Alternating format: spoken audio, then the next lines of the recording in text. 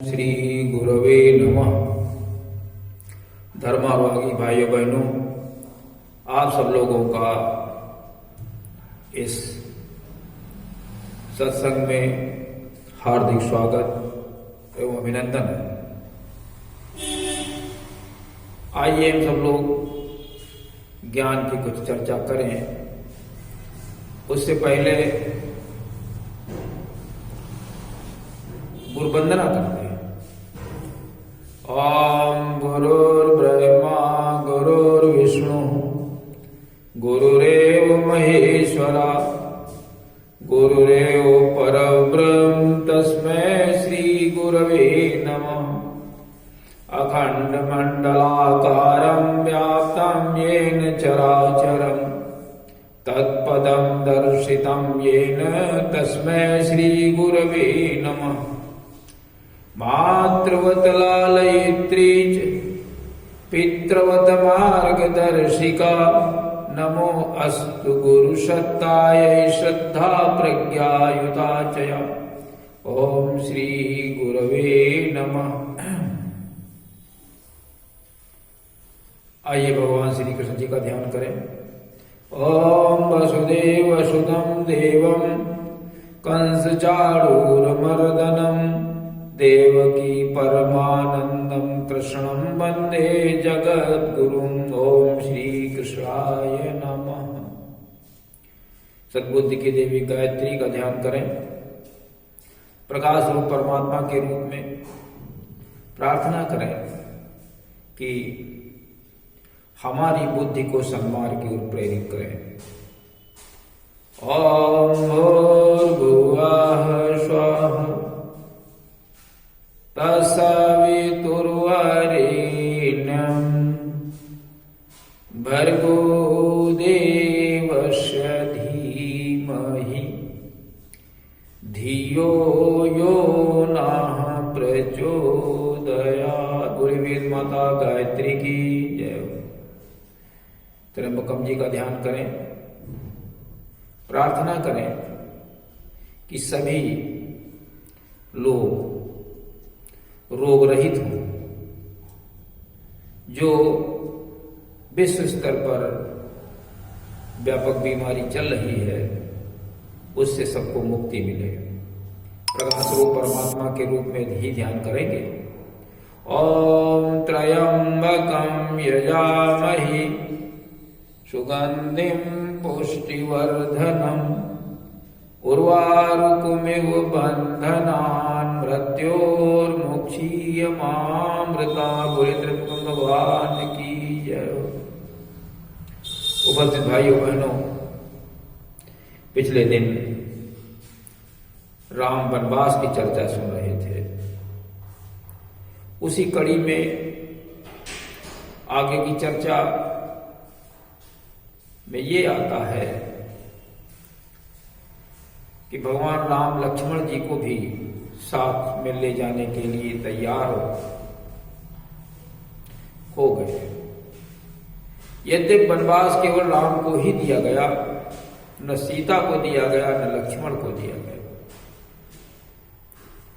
परंतु बिना राम के सीता जी नहीं रह सकती और लक्ष्मण भी नहीं रह सकते। यहां तक कि अयोध्यावासी भी बिना राम के अयोध्या में रहने के लिए तैयार नहीं, वो भी राम के साथ में जाना चाहते हैं। लक्ष्मण जी माता जी के पास पहुंचते हैं, सुमित्रा जी के पास पहुंचते हैं आज्ञा लेने के लिए। तो माता जी कहती हैं कि बेटा ठीक है, आप वहीं जाइए जहां राम हो। जहां राम होंगे वहीं अवध होगा। जैसे सूर्य का प्रकाश उगता है, अंधेरा चला जाता है, सूर्य के निकलते ही दिन हो जाता है। माता जी क्या कहती हैं कि अवध तहां जहां राम निवासु और तहाई दिवस जहां भानु प्रकाश। जहां सूर्य का प्रकाश है वही दिन है, जहां राम है वही अवध हो जाता है। इसलिए आप चले जाइए, अपने जीने का लाभ उठाइए। और हम तो ये कहेंगे कि वही युवती पुत्रवती है। पुत्र तो सभी के होते हैं, पुत्र और पुत्रियां सभी के होते हैं, लेकिन वही युवती पुत्रवती है जिसका बेटा राम का भक्त हो, राम का अनुयायी हो, राम के आदेश और उपदेश पर चलने वाला हो। वही उसी पुत्र को जन्मा पुत्र समझिए, उसी का जन्म सार्थक है जो भगवान राम का अनुयायी है। अपने को कष्ट में डाल करके जो भगवान राम को सुखी देखना चाहता है, वही पुत्र का जन्म लेना सार्थक होता है। भक्ति का यहां अर्थ ये नहीं है कि वो नाम जपता रहे बैठ करके। लक्ष्मण जी नाम जपते रहते राम का घर में बैठ करके, भक्त हो जाते क्या? नहीं, भक्त नहीं हो जाते। भक्त तो वो है कि राम की सेवा करें, राम और सीता को कष्ट न होने दें, उनकी विचारधारा के अनुसार चलें, उनके उपदेशों को अपने जीवन में उतारें, उनके गुणों को अपने जीवन में उतारें। ऐसा जो कार्य करता है वो भक्त कहा जाता है। यही सुमित्रा जो उपदेश दे रहे मेरे बेटे, क्या कहती हैं? असजिय जानि संग बन जाऊ, ले तात जग जीवन लाऊ। ऐसा जान करके आप वन को चले जाए और अपने जीवन का लाभ प्राप्त करें, अपने जीवन का लाभ उठाएं। और पुत्रवती जुपति जग सोई, रघुपति भगत जासु सुत होई। वही स्त्री पुत्रवती है, नहीं तो बच्चों को जन्म देना है, जन्मते रहते हैं, लेकिन पुत्रवती वही है जिसका बेटा भगवान के बताए हुए रास्ते पर चलने वाला हो, ऐसे कार्य करे जो भगवान को प्रिय हों, ऐसे कार्य करे जो भगवान को अच्छे लगें, जो भगवान के मतानुसार हों, ऐसे कार्य करें, वही भगवान का भक्त कहा जाता है। और वो क्या कहते हैं? तुम हर प्रकार के दोषों से दूर रहना। यहां पुरुषार्थ की बात है, या भाग्य की बात नहीं। अगर भाग्यवादी होती सुमित्रा जी तो कहती जो राम के भाग्य में बदा होगा वो होगा, तुम घर में बैठो चुपचाप, कहां जंगल में मारे मारे घूमोगे? नहीं, उनके पास पुरुषार्थ था, परमार्थ था, तपस्या थी।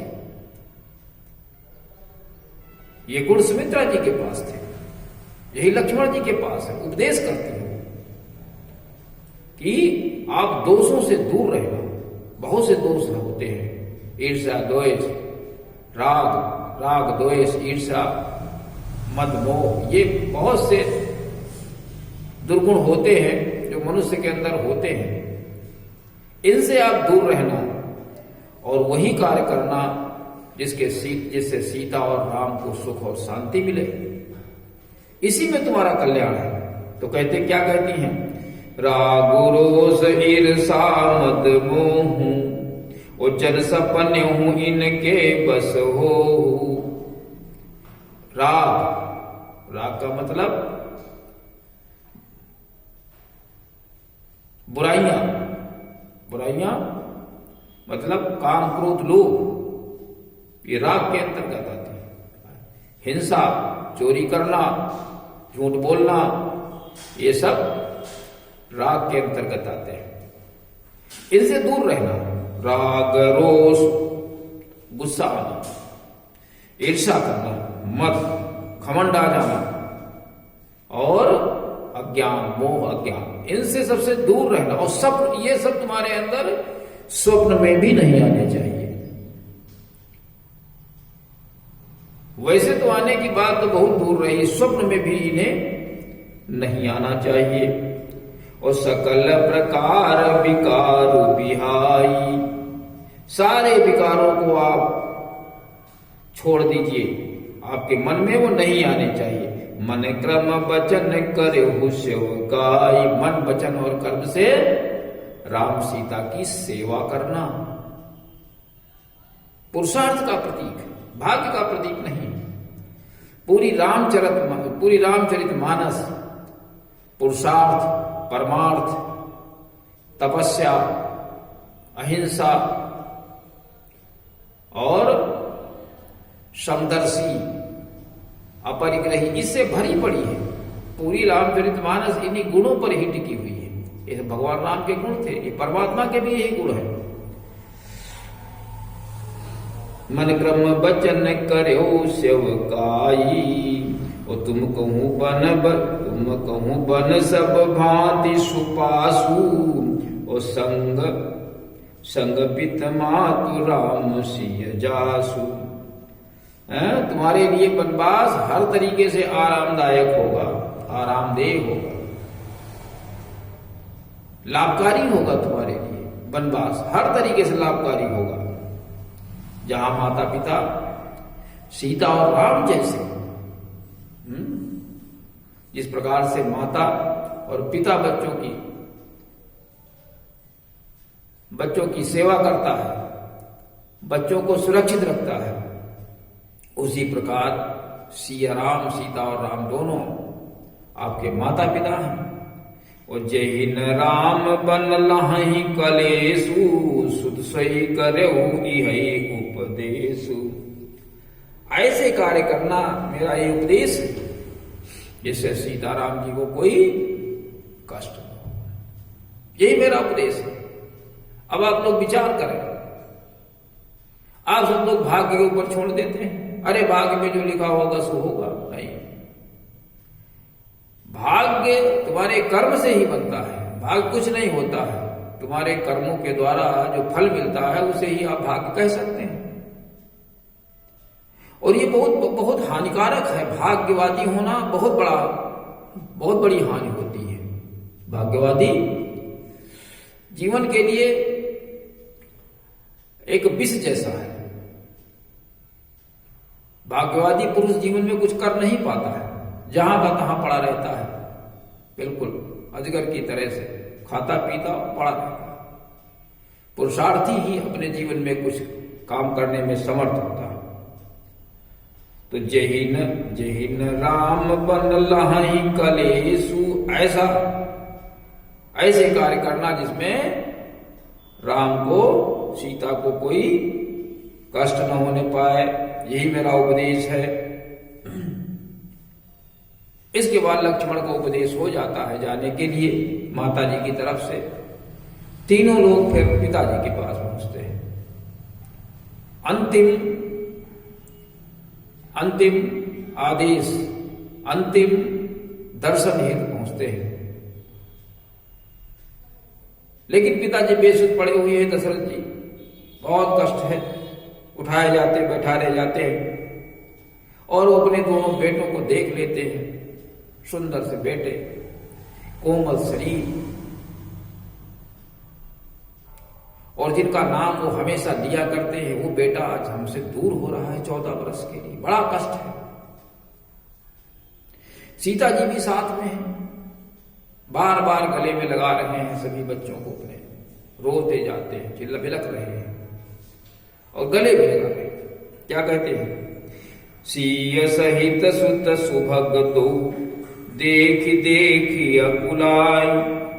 देख देख करके व्याकुलाकुल हो रहे हैं, राजा तड़फ रहे।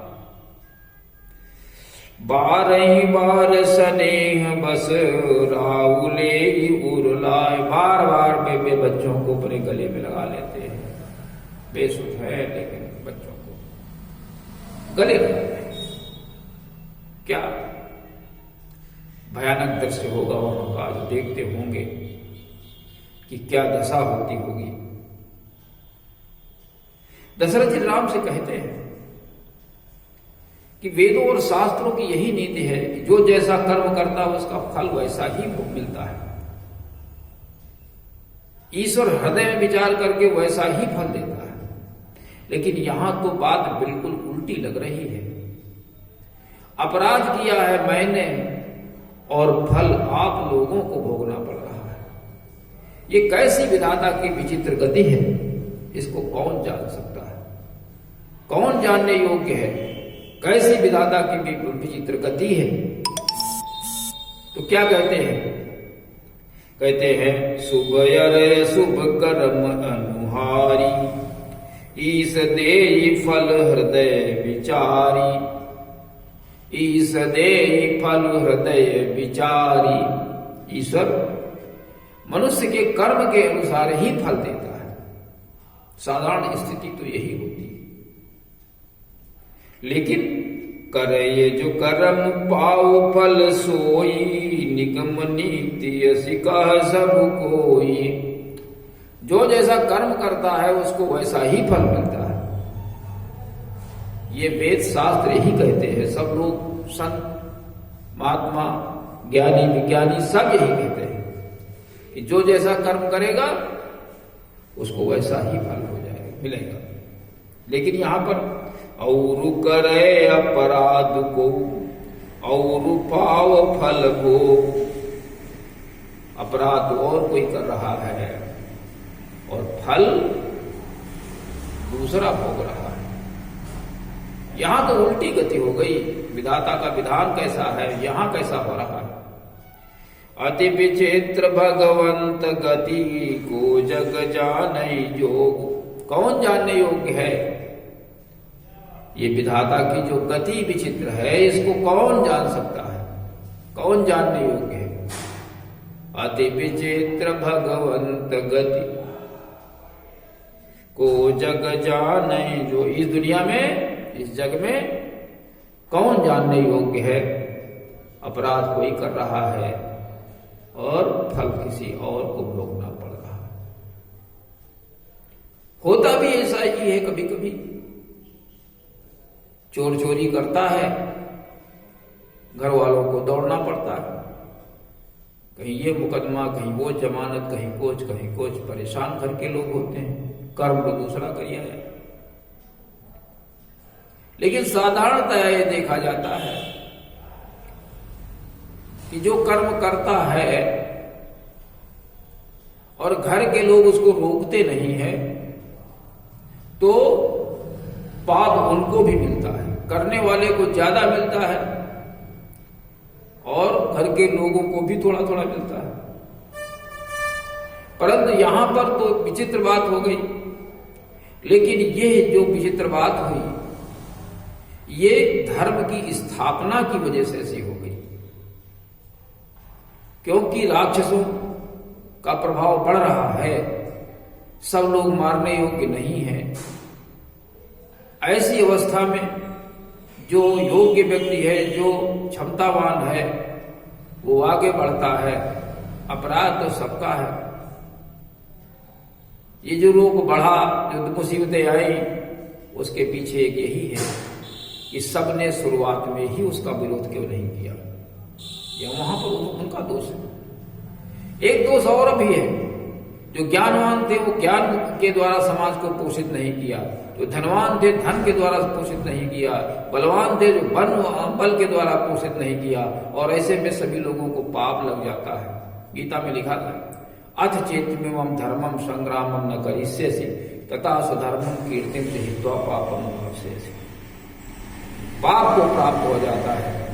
तो आज के प्रसंग में इन्हीं बातों को ध्यान में रखना है कि हमें भाग्यवादी नहीं पुरुषार्थी बनना है। भाग्य हमें बुराई की ओर ले जाता है, अधर्म की ओर ले जाता है। भाग्य हमें निर्धन बना देता है। भाग्य हमारे जीवन में इतनी बुराइयों को घोल देता है जिसको कहना मुश्किल है। इसलिए भाग्यवादी नहीं, पुरुषार्थी बने, कर्म करें, और भगवान राम के बताए हुए मार्ग पर चलें, उसका अनुसरण करने, यही आज का भाव है। बोलिए सियावर रामचंद्र